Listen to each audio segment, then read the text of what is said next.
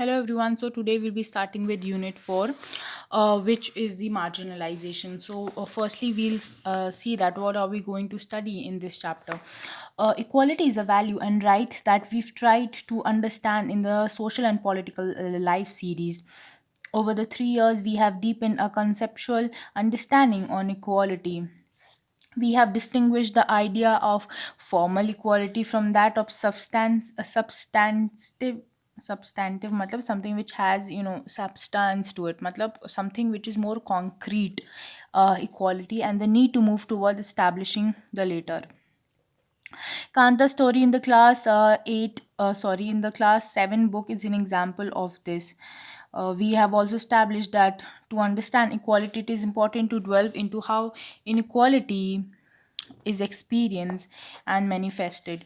We have thus examined the connections between discrimination and inequality through the childhood experiences of Dr. Ambedkar and Om Prakash Balmiki in class 6 and 7 books. The impact of inequality in access to resources was looked in the context of women's access to education, uh, Rashundri Devi and Rokia Begum writings point to women's struggle to overcome this denial. We have often pointed to the fundamental rights, which are enshrined in our constitution to highlight that to highlight why equality and the idea of dignity, that is, it contains is crucial to the function of democracy in India. How? Because the key features of democracy itself, talks that everybody is equal and nobody should be discriminated only on the basis of caste, religion, place of birth, or gender. The unit looks more closely at the ways in which inequality affects different groups and communities by introducing the concept of marginalization, exclusion, marginalization or exclusion from the mainstream. The unit focuses on three groups, namely, we'll study about Adivasis, Muslims, and Dalits. These two groups have been chosen because the causes that contribute to each group's marginalizations are different, and they sometimes experience marginalization in different styles. In teaching these units, the aim is to help is the should be to help students identify the factors that contribute to marginalization, as well as be able to recognize and empathize with the marginalized. You could help children identify the marginalized communities in your region. In chapter 7, we look at the experiences of Adivasis and Muslim communities. Chapter 8 discusses the ways in which government as well as these communities themselves have tried to address marginalization through various struggles. The government does this through its lawmaking and through different policies and schemes that specially target these communities. So how do government help? It formulates policies and other things. We have studied a variety of pedagogic tools in this unit. Pedagogic matlab ways of teaching, ways of learning. It means whether it's data, poems, storyboards, or a case study. Use the storyboard to discuss process of marginalization experienced by the Adivasis. The case of Dalits should lead to a discussion on the importance of the SC/ST Act as well as understand the situation of Muslim community. So we're gonna study about the SC/ST Act. Case study of Dalits, and then the ways in which the law reflects the constitution's commitment. How does commitment of constitution to fundamental rights is shown? To understand the situation of the Muslim community, we have used data from different sources which can be analyzed in the class. Songs and poems have been used in this unit to break down the boundaries created between social science and the language textbooks, and to establish that in the everyday lives of communities this separation does not exist. Moreover, struggles for justice have produced memorable poetry, songs, and often do not find a place in textbooks. These songs, poems, they help in better understanding, and that is why they're in the textbooks. This chapter contains several issues that may lead to contentious discussions, within the classroom space. Children are aware of such issues, and we have to find a mature way of discussing these. You have a crucial role in facilitating these discussions in order to ensure that no child or group of children feel discriminated against, ridiculed, or left out from this discussion. So here the main motive is that that everybody should be part of the discussions. Okay. So first, let's see about this thing. Chapter 7, understanding marginalization. So what does it mean to be socially marginalized? To be marginalized is to be forced to occupy the sites of fringes, and thus not to be at the center of things. This is something that some of you have probably experienced in the classroom or program. If you're not like most of the people in your class, that is, if your taste in music or films is different, if your accent marks you out from others, if you are less chatty than others in your class, if you don't play the same sport that many of your classmates like, if you dress differently, the chances are that you will not be considered to be in by your peers. So often you end up feeling that you are not within it, as if what you say, feel, and think, and how you act are not quite right or acceptable, whether it is not acceptable or you think it's not right to others. Okay. Then as in the classroom, the social experiment too in the social experiment, two groups of people or communities may have experience of being excluded. Their marginalization can be because they speak a different language, follow different custom, or belong to a different religious group from a majority community. They may also feel marginalized because they are poor, considered to be considered to be low of considered to be of low social status and viewed as being less human than others. Sometimes marginalized groups are viewed with the hostility and fear. Matlab, they're not welcomed easily, or they are just treated like, go from here, or they're just treated fair. Matlab, these are not nice people, they're treated like that. In fact, that is completely opposite. Somebody is nice or not, it doesn't have to depend on who they from which background they are.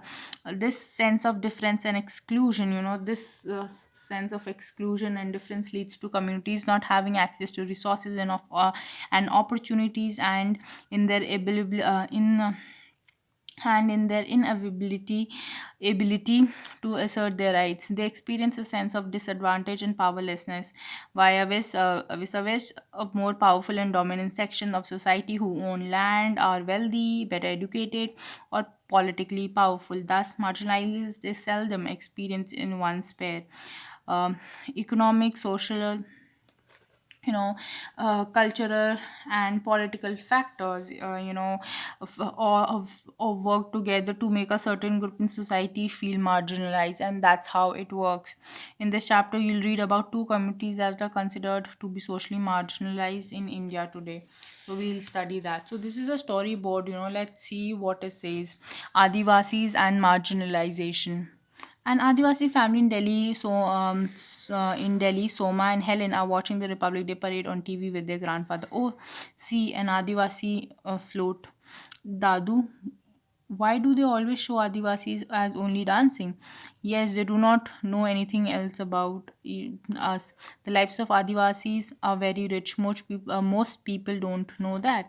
When I was young, our village in Orissa was beautiful. We got everything we needed from land and forest around us. We in turn respected the land and the forest, the river.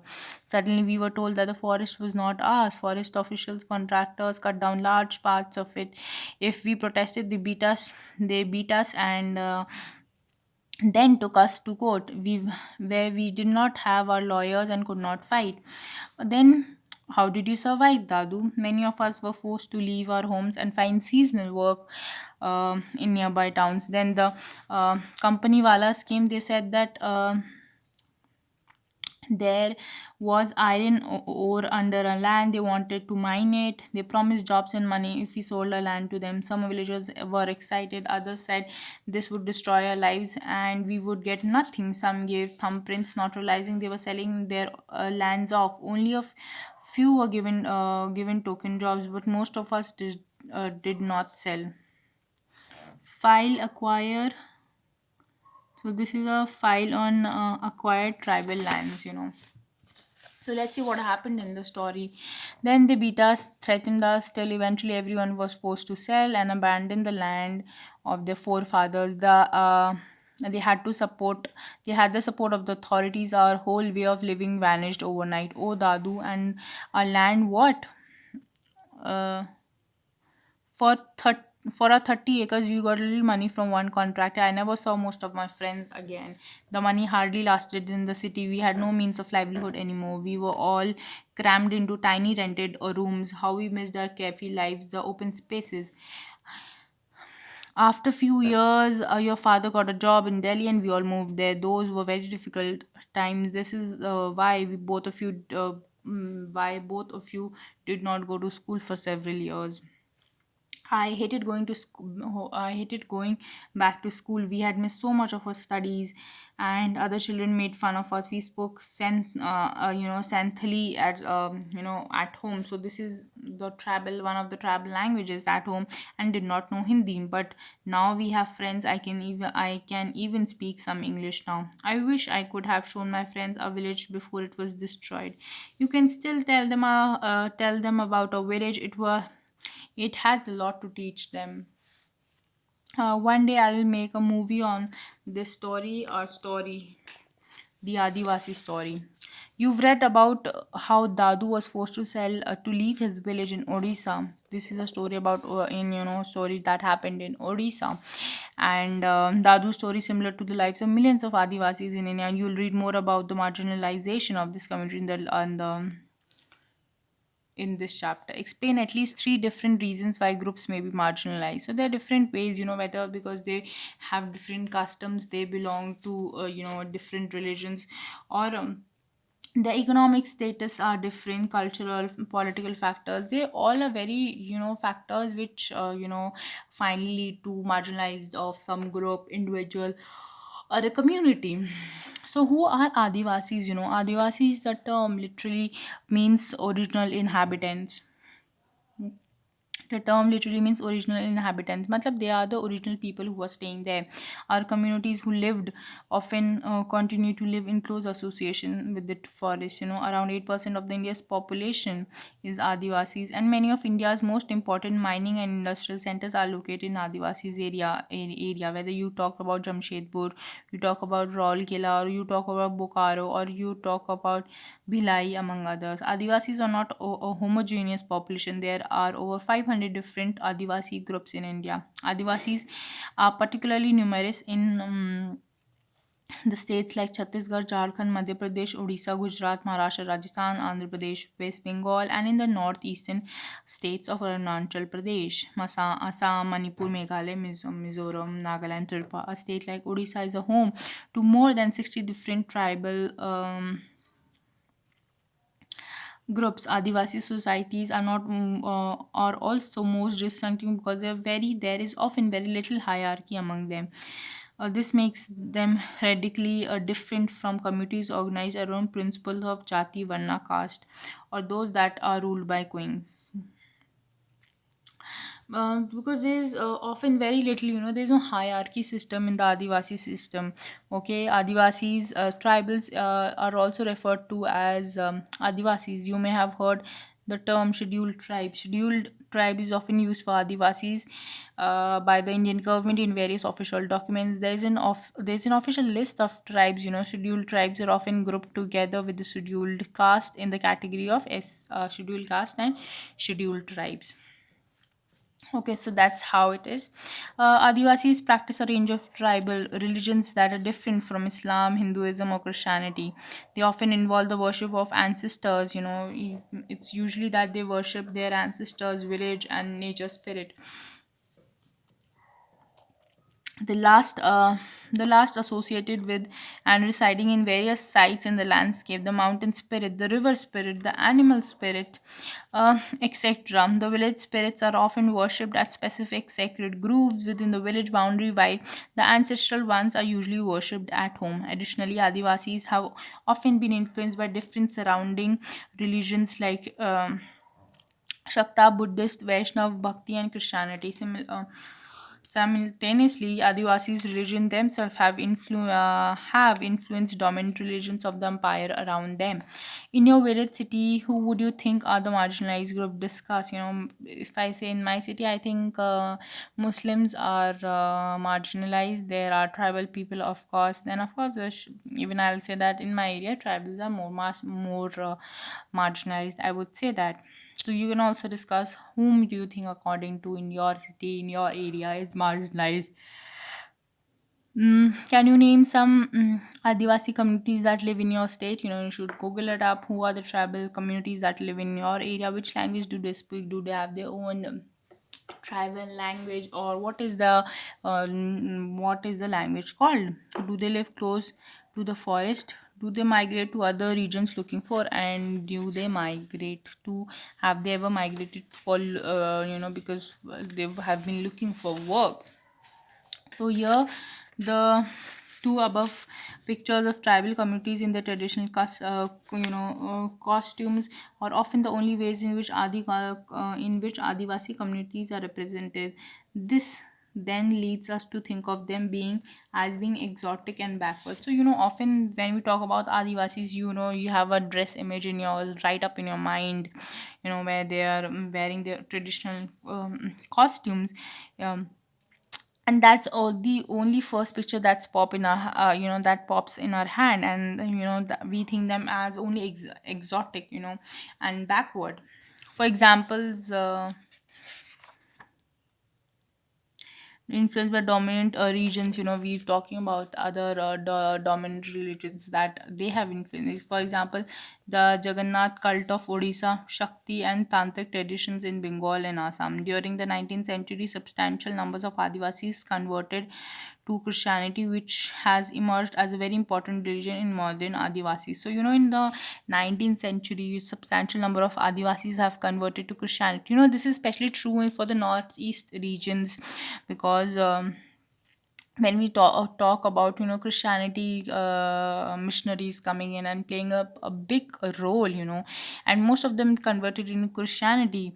Adivasis have their own languages, most often radically different, and possibly as old as Sanskrit. So they might have languages which are as old as Sanskrit, or which have often deeply influenced the formation of mainstream Indian languages like Bengali. Santhali has the largest number of speakers. So Santhali, which is spoken in Odisha part, it is the most. It is the largest number of it has the speakers, matlab, most number of people who know Adivasis, who know how to speak Santhali, um, and has a significant body of publications, including magazines on the internet or in e-zines. Matlab electronic, okay. Adivasis and stereotyping. Let's see how the stereotyping of the Adivasis are done. In India, we usually showcase Adivasis communities in particular ways. Thus, during school functions or other official events, or in books or movies, Adivasis are invariably portrayed in very historical ways, in colorful costumes, headgear, and through the dancing. Besides this, we seem to know very little about the realities of their lives. This often wrongly leads to people believing that they are exotic, primitive, and backward. Often, Adivasis are blamed for their lack of advancement, as they are believed to be resistant to change or new change resistant to change or new ideas. You will remember that you've read in classics how stereotyping against communities can lead to people discriminating against such groups. So we know that how we first stereotype some people, and then it leads to marginalization finally. Adivasis and development. As you've already read in the history textbook, from forests were mostly crucial to the development of all empires and settled civilizations in India. Metal ores like iron and copper, gold, silver, coal, diamonds, invaluable timber, most medical herbs and animal products, whether it is wax, honey, and animals themselves, elephants, the mainstay or of imperial armies, all came from the forest. They all came from forest, all the resources. In addition, the continuation of life depended heavily on forest that help recharge many of India's rivers, and as is becoming clearer now, crucial to the availability and quality of our air and water. So, forest covered the major parts of a country till the 19th century, and the Adivasis had a deep knowledge of access to, as well as control over these, vast tracts, at least till the middle of the 19th century. That means around 8050 tak you're talking. This meant that they were not ruled by large states, empire states. They were not ruled, unlike the other, they were not ruled by large states and empires. Instead, often empires heavily depended on Adivasis for the crucial access to forest resources because they knew the ways and all that. This is radically contrary to our image of Adivasis today as somewhat marginal and powerless communities. In pre colonial times, they were traditionally ranged hunter gatherers and nomads and lived by shifting agriculture, or you can say jhum cultivation is also, it is known by that, and cultivating in one place. Although these remain for the past 200 years, Adivasis have been increasingly forced, you know yeah, have been increasingly forced through economic changes, forest policy and political.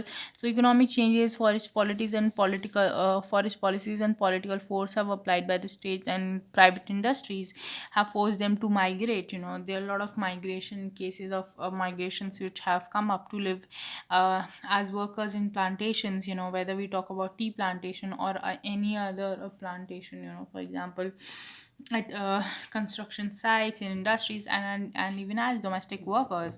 For the first time in history, they do not control or have much direct access to the forest, and what they actually own in the first place. Now they don't even have access to it. We're talking about forest, the natural resources, and so on. From the 1830s onwards, Adivasis from Jharkhand and adjoining areas moved in very large numbers to various plantations in India and the world. Mauritius, the Caribbean, and even Australia. India's tea industry became possible with their labor in Assam. Today, there are 70 lakh Adivasis in Assam alone. The story of this migration is full of extreme hardship, torture, heartbreak, and death. For example, in the 19th century alone, 5 lakh Adivasis had perished in these migrations. The song below captures the hopes of the migrants and the reality they face in Assam. So let's see what they talk.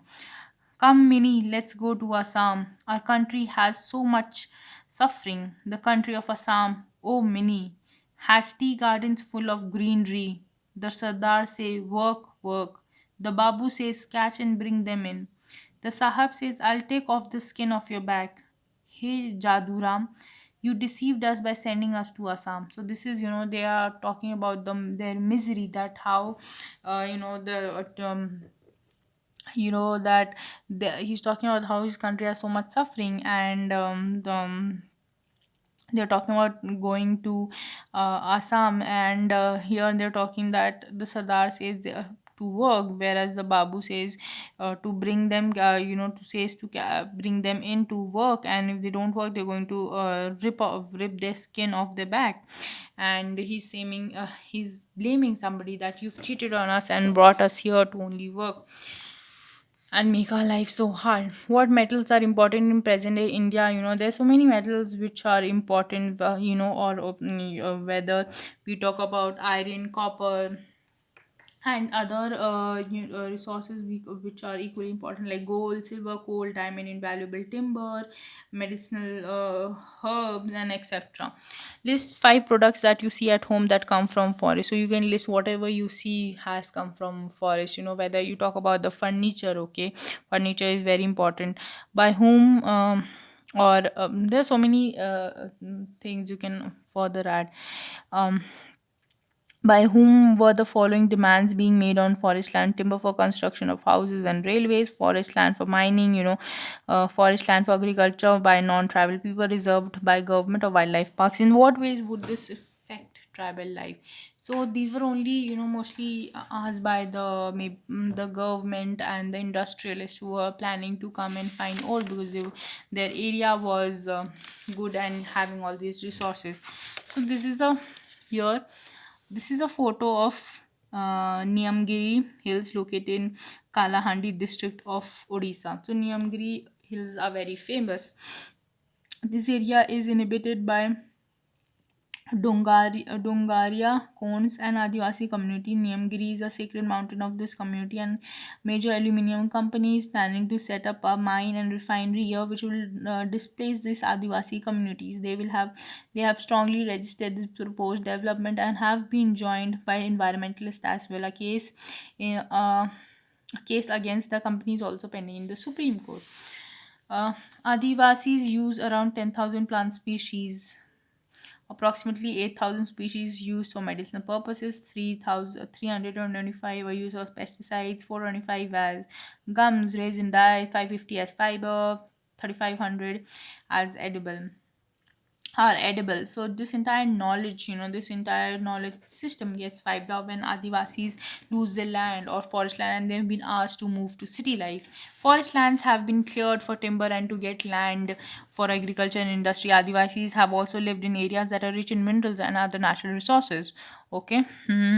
These are taken for mining and for other large industrial projects. Powerful forces have often included to take their tribal land. Much of the time, the land is taken away forcefully, and procedures are not followed. According to the official figures, more than 50% of the persons displaced due to mines and mining projects are tribal. So you can see that how many tribal people have been migrated, sorry, displaced, is they have to be moved from their place, not because it was their own reasons but because of mining projects and mm so another recent survey report by an organization working among Adivasi shows that 1975% of the persons displaced from states of Andhra Pradesh, Chhattisgarh, Odisha, and Jharkhand are tribal. So again, we are talking that 79% of people who've been transferred from these states are tribals. Huge tracts of their lands have also gone under the waters of hundreds of dams. The dams that have forced them to be displaced. Built in independent India in the northeast, their lands remain highly militarized and war torn. Whereas if you talk about northeast, then their lands are militarized because there's this force of separation, and to counter that, their land is highly militarized. India has 54 national parks, 372 wildlife sanctuaries covering 1 lakh 9,652 square kilometers. There are areas where tribals originally lived but were evicted from. When they continue to stay in these forests, they are termed encroachers. They're often termed as that you're encroachers, you're not part of here. Losing their land and access to the forest means that tribals lose their main source of livelihood and force. Having gradually lost access to their traditional homelands, many Adivasis have migrated to cities in search of work. So they go to work in search of work to cities where they are employed for very low wages in local industries and or at construction work. Thus they get caught in a cycle of poverty and deprivation. That's how the cycle of deprivation and poverty starts. 45% of the tribal groups in rural areas and 35% of the urban areas live below poverty line. This leads to deprivation in other areas. Many tribal children are malnourished. Literary rates among tribals is very low. In your opinion, why it is important that Adivasi should stay in should have a say in their forest and forest land? Because they have been staying there, they know about the forest, they know how the forest works. When Adivasi is displaced from the lands, they lose much more than just a source of income. They lose their tradition customs. Tradition customs are way of life, way of living and being.